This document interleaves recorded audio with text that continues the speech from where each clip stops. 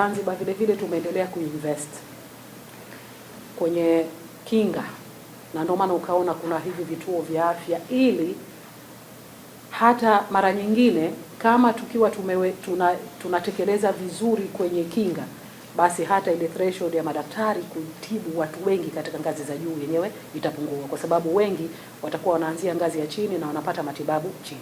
Tunaendelea kuwekeza katika vile vile kuwasomesha vijana wetu, kuwasomesha watu wetu na kuajiri, ili kuona tunafikia katika eneo hili. Lakini kuna swali la ZHSF, unasema inalalamikiwa matibabu. Mfuko katika utaratibu wa kawaida kuna vifurushi. Vifurushi ni kwamba kuna basics, yale maradhi ya kawaida unatibiwa, lakini kuna mambo makubwa zaidi ambayo inabidi kwa namna yoyote uweze kuongeza katika hali ya kawaida. Specifically sijajua changamoto iko wapi, lakini kwa mfano mtu wetu katika hali ya kawaida, kwa hapa kwetu mfuko wetu wa ZHSF, kwa mfano mtu amekuwa na maradhi ya labda dialysis ambayo ni gharama kubwa sana, bado mfuko wetu unamtibu.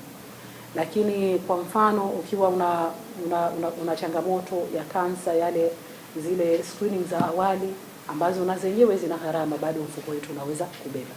Ukilinganisha na mifuko mingine, mfuko wetu wa ZHSF unabeba gharama kubwa kuliko maeneo mengine. Inawezekana specifically kuna jambo kubwa ambalo halimo katika kitita cha afya, na sisi kila siku ZHSF tunaendelea kufanya utafiti kuona mahitaji ya wananchi ni yapi, ili tuweze kuboresha huduma za ZHSF. Kwa hiyo yes, wananchi wasiendelee kulalamika tu, wafahamu kwamba kitita cha ZHSF ni kutibu maradhi yale ya kawaida, lakini tuna maradhi yale mengine non communicable disease, kwa mfano figo, ndio kama hivyo kwenda kufanyiwa dialysis, bado mfuko wetu unahudumia. Screening za awali za kansa ambazo tunaweza kuzifanya hapa, pamoja na gharama nyinginezo tunazibeba, na maradhi mengine.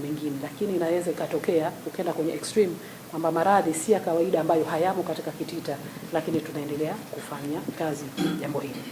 Kwenye hospitali zinajengwa ndio, lakini kama tulivyosema awali kwamba tunajenga hospitali, lakini vile vile tuna changamoto ya madaktari.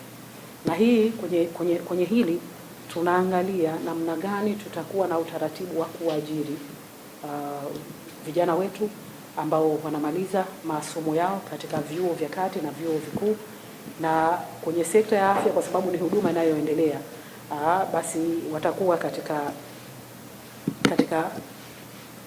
soko, kwa maana kwamba kuajiriwa. Kwa hivyo yes, tunajenga kwa indhari ya kuwa vile vile tunajua kwamba kutakuwa kuna mahitaji ya wafanyakazi, na ndio maana ukiachia ajira tunawekeza vile vile zaidi katika mifumo ya afya, tunawekeza vile vile katika mifumo ya rufaa. Mara nyingine inawezekana unaambia wewe ulikwenda na mtoto wako umeondoka saa 12, mara nyingine kinachotokea watu wanashindwa hata kuanzia ngazi ya chini. Mtu unapofika na kila mtu lazima aende kwa mfano Lumumba, lakini kumbe ingewezekana ukaanzia chini, matibabu yako yakapatikana katika ngazi ya hospitali ya wilaya, sio lazima uende Lumumba. Na utakuta watu wengi na Lumumba, ukishakufika hospitali nyingine basi hawakurudishi, inabidi lazima usubiri. Tuna upungufu wa wataalamu wabobezi, lakini yet hata sisi wananchi kila mmoja anataka lazima kitaka kutibiwa aende Lumumba. Ndio hiyo inasababisha kuwe kuna foleni kubwa. Hali hiyo hata hivyo tunaendelea kuimarisha kwa kutafuta hata kwa mpango wa ziada, mpango wa dharura, wa kutafuta hata kwa kushirikiana na private companies, kwa kushirikiana na hospitali nyingine. Tunaendelea na zoezi hilo la kutafuta madaktari bingwa popote pale walipo, ili kuondosha hii changamoto ambayo kwa sasa tunakuwa tunaiona. Naomba nijibu swali la mpango wa dharura.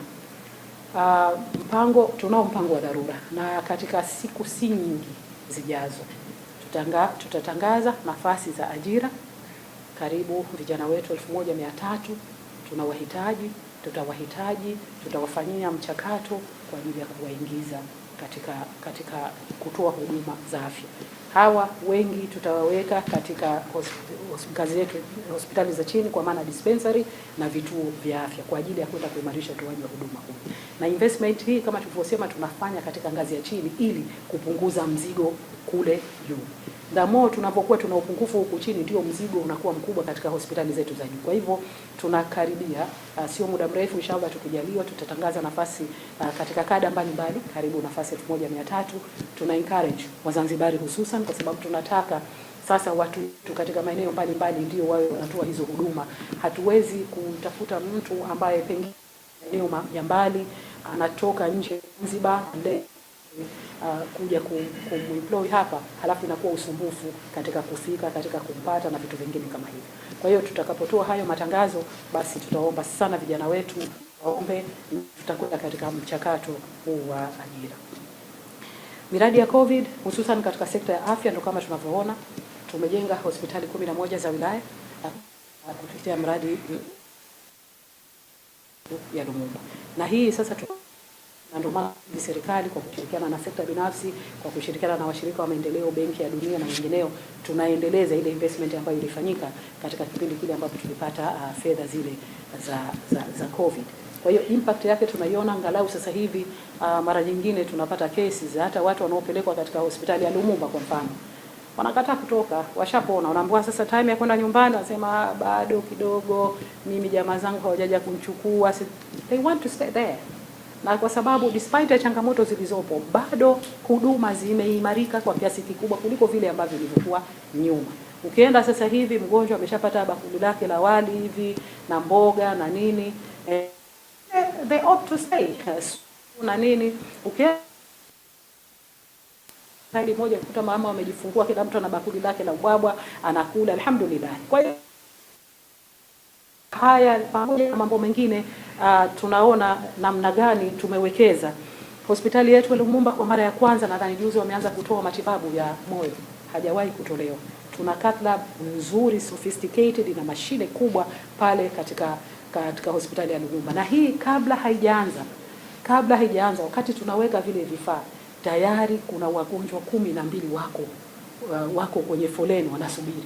Na alhamdulillah juzi tayari matibabu hayo yameanza. Kwa hiyo tunaona namna gani investment katika sekta ya afya ilivyofanyika na matunda yake tunakuwa tunayaona. Sasa hivi tunataka kwa kiasi kikubwa kupunguza rufaa kwenda Tanzania bara na kwenda nje kwa kuwekeza kwetu humu ndani, vifaa tiba, watu pamoja. Hii ni Chum TV, usisahau kusubscribe, kulike, kucomment na kushare. Pia unaweza kutufollow kupitia WhatsApp Chum TV.